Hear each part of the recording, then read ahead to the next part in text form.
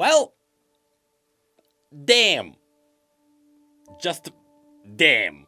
I wasn't sure if they could do it, but they did it. So visually this is gonna be a bit of a boring video because I'm literally just gonna stand here and talk about what I've just seen. Many of you may remember that we did these kinds of reviews when Arcane originally came out. And there I had a spoiler-free section before we dove into all the spoilers. Since then, however, I've learned that what most people do, and this is exactly what you should do too, is that they wake up and the first thing they do is watch Arcane before they go on the internet. And trust me, if you don't do that, there is a really high chance that you are gonna find spoilers. Because people love to talk about Arcane.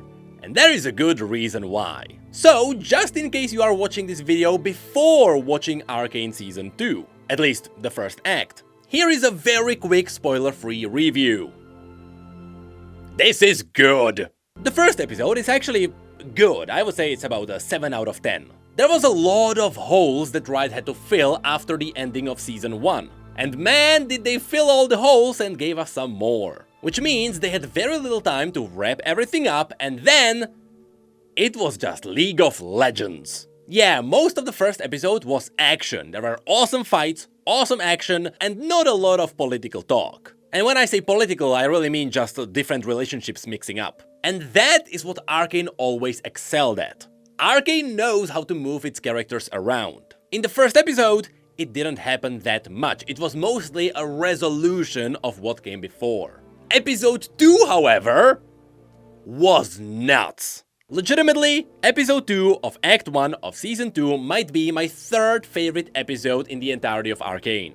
The best one is probably Episode 3 of Season 1 for obvious reasons, with the second best being the finale of Season 1, also for obvious reasons. But now, I love Episode 2 of Season 2. And then of course Episode 3 came in, and I didn't think it would be able to top off what I've seen. And yes, for the most part that was about 8 out of 10, with Episode 2 being about 9 out of 10. But then the last big scene of Episode 3 bumped it all the way up. So overall, this show is still firmly standing on its feet. And if you loved Arcane 1, you're gonna love Arcane 2.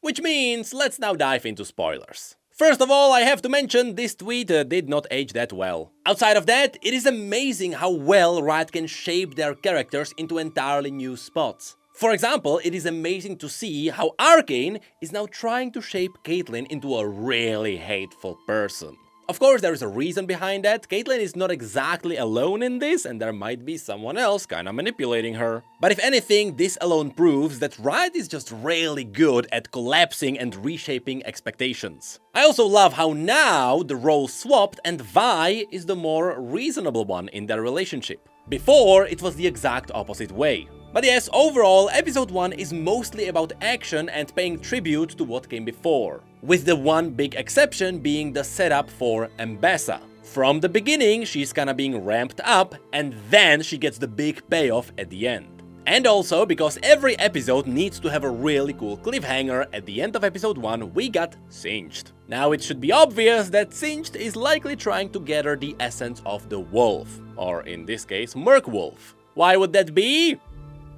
It should be pretty obvious. Also, some people are wondering if Singed is now in the Freljord. I don't wanna be the lore nerd here, but I guess I will be. But going from Piltover to Freljord would take several weeks. We are talking about a month-and-a-half long journey to Freljord and back. How do we know this? Well, we know how long it takes to travel around Runeterra using boats. And the shortest way to Freljord using a boat from Piltover would be 3 weeks. I told you I might be a nerd. So nope, the likelihood is that Singed is in the Great Barrier. That is the mountain pass that is right north of Piltover. Anyway, continuing on to Episode 2, in my opinion, this was the better pilot episode. This is the episode that really set in motion what Season 2 is gonna be all about. And I really loved every single setup that appeared here. We got Victor waking up from the stasis, which by the way, I really loved how while Victor was in the stasis, the only thing you could see was his face. The face was the last remnant of his humanity at that point, which is the exact opposite of what Victor is in the game. He becomes known for wearing the mask, which is an awesome parallel. I also love how Victor's glorious evolution is being slowly set up here. He is essentially a magical messiah that is turning Shimmer into something better. And again, there is a parallel where Victor kinda becomes the mage that once saved Jace. Although I will say, once Victor woke up from the stasis, that scene where he separated from Jace happened kinda too quickly. And I understand that there is a lot of storylines you're working with, so you have to be fast, but I wish that relationship had a bit more time to develop. It really felt like Victor just woke up and told Jace that I don't belong here, I'm just gonna walk away, goodbye. Another thing I wanna mention here is that before Arcane, Victor was my favorite character. I simply loved the story of him doing what might be questionable things to really improve human life. In a way, he's not doing the exact same thing here. Here, it seems like he is purely just helping people. But what I wanted to point out is that Riot is really just replacing one good story with another good story. I truly believe that the old version of Victor as well as the new one are great. So yes, I'm a bit sad that his story is different, but it's still amazing. And speaking of being amazing, I love the new relationship between Echo and Heimerdinger. The two just landed together so well. And I love how the two are used as a setup to learn about the fact that something weird and magical is happening around Piltover. And they learn about that as the Firelight Tree becomes slowly corrupted. And speaking of pairing characters together, I absolutely love Jinx and Savika. These two characters, which hated each other in the past, are now together, and it absolutely makes sense. Their bonding over Silco's death is just so good. And the scene where they fight Smeech, where Jinx essentially gave Savika a Gamba arm, became one of my favorite fighting scenes in this series. I cannot express just how much I love these two now. Now, what I will say is slightly questionable in Season 2 is the introduction of Arcane, which is whatever this golden thing is. You see, the world of Runeterra already has a lot of different threats, and it has a lot of different powers afflicting the world. So it didn't really make sense for Riot to decide to just introduce a new one. For example, instead of the Arcane, they could have used the World Runes, which is a magical power that is set up in a very similar way. Which makes me think that maybe all of this is set up in such a way that by the end of Arcane, the Arcane is gonna be shut down or it will disappear or something like that. Because as of right now, it almost feels like it doesn't fit into the world. The thing is, this is absolutely an issue of someone who already knows a lot of the lore of League of Legends. To the people who watch Arcane but they don't care about League of Legends, yeah, it's totally fine. Because as a purely isolated story, Arcane just works. With that said, I have to also point out one more thing. Episode 2 proved to me that Riot knows what they are doing with the lore now. When Arcane 1 came out, Arcane was still a separate universe from the core canon universe. And it wasn't until about a year later when Riot decided that they are just gonna merge every version of League's lore into one canon universe. Which means that during Arcane 1, they weren't really sure what would be and wouldn't be canon, so they weren't sure where they would put the Easter eggs. Or rather, they weren't sure what would make sense in the story context. But here, since they know what is canon and they know what is part of this world, Arcane 2 went wild with the lore references. You can see Jaina being revered everywhere, and whenever there is Jaina, Jaina is used as a spirit that fought the Grey. This is all part of her canon story. And of course, the Grey is the toxic cloud that is separating Piltover from Zaun. This was also always part of the canon lore, and now it is finally being acknowledged. In Arcane 1, the Grey was simply ignored. But now they are paying attention to it, and it is worth it. These kind of references are simply all over the place now. And in episode 3, they lean all the way into it. So there, not only did Zaun Grey become a major story point. By the way, Zaun Grey is the official name, but in Arcane, they just refer to it as the Grey. Though I will say that there might be slight changes to what it really is. Because originally, the Grey were just all the fumes that came out from the Zaunite factories. It is incredibly toxic and incredibly dangerous, but it is just fumes. In Arcane, it is kinda suggested that the Grey might be alive, or it might have some living elements, but that might either be in the head of Jinx as she witnessed it, or maybe it does have to do something with Hextech, as we'll see in a second. Anyway, in episode 3, Caitlyn continues to be more and more angry at pretty much everyone, and in the scenes where she's hunting down Jinx, it seems like she is more and more out of control, because sometimes she just shoots without thinking. And then there is something which I really wanna know your opinion on. You see, we always joked about the fact that it would be cool if the Black Rose was involved in what's happening in Piltover.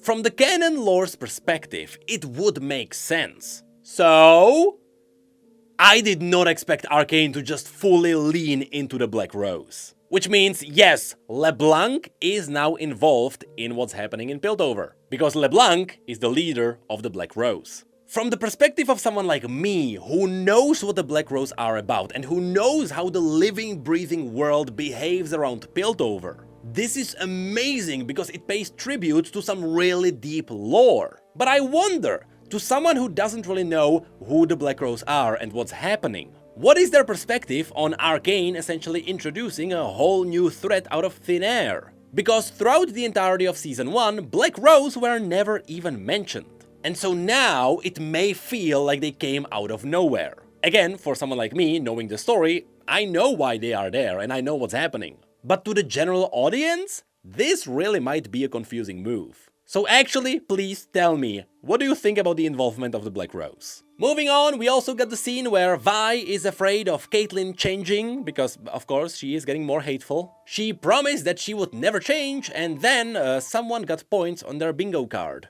The only thing I can mention here is that I did not expect this to happen in episode 3. I thought this would be some kind of a payoff later down the line. But instead, it is used as a really cool setup. Because now, Vi and Caitlyn are not in the best relationship. The Kate-Vi fandom is gonna have a meltdown. Also, I have to point out, the Jarvan misdirection was so good. During the memorial, you could see all the Jarvan banners in the background, and I got excited because now Demacia might be somehow involved. But nope, it was literally just an ad for a play that was happening in the Opera House. I don't know who thought about this, but it is so good. It is literally just a play about the crowning ceremony of the Lightshield family. Anyway, after that, I absolutely love how Jace and Echo bonded together. Of course, with Heimerdinger kinda being the middleman. And it makes sense why these two got together if you think about it. Because near the end of episode 3, we suddenly got down into the Hexgate, and we saw the corruption that was happening all around them.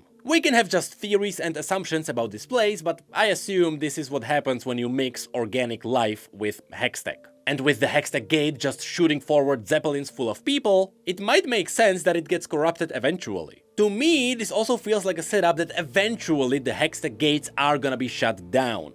Because for the greater purposes of setting up the world, the Hex gates don't really work lore-wise. Because if anything, they make the world feel smaller. If you can just jump into a gate and teleport across the world, traveling doesn't really feel that meaningful. So in fantasy worlds, you don't want to use that, which is why I believe that eventually it might just shut down.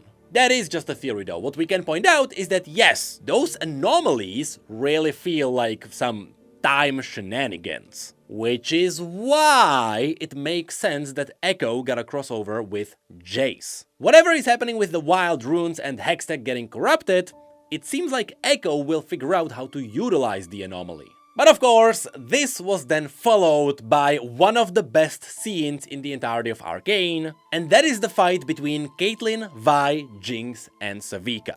That fight was just a masterpiece. It had so many tributes to not only Jinx's story, but also general lore. Did you notice that the Grey was actually held back by Janna's vault, with Janna being the spirit of wind and fresh air? I'm gonna have a blast diving into the details. And I love how in the moment the Hexgate started going wild, all the Hextech inventions in that fight got unstable. But then, after Jinx essentially loses the fight, as a last resort, Savika fires off Jinx's surprise. Who is mad because that wasn't supposed to fire just yet.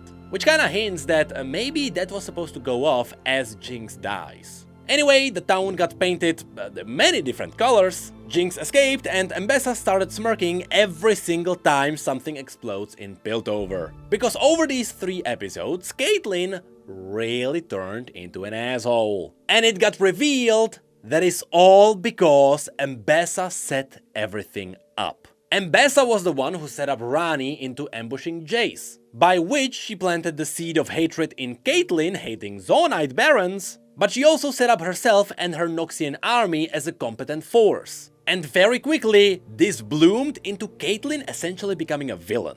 And the best twist of all happened right after that.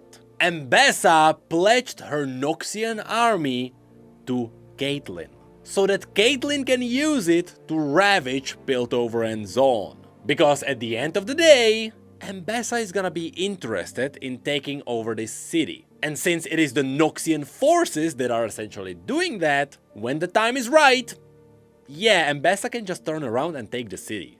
Also, I am very confident some of the German themes are definitely intended. Which is why I can't believe Riot did it again. I did not expect Arcane to just blow our minds again so quickly. They have what, 2 hours in total to do that? Which, sure, yes, that is technically the length of a movie. But goddamn am I convinced that the writers are not mortal beings. So now, following the new story direction, paying attention to the lore, which is now guaranteed to be part of the same canon universe, and twisting the characters in ways we haven't seen before while still making sense, Arcane is set up for an amazing future. And so, after watching Arcane 1, I said that Arcane is the best thing I've ever seen. Doesn't matter if we're talking about TV series, animes, or movies. Arcane was simply the best thing I've ever seen.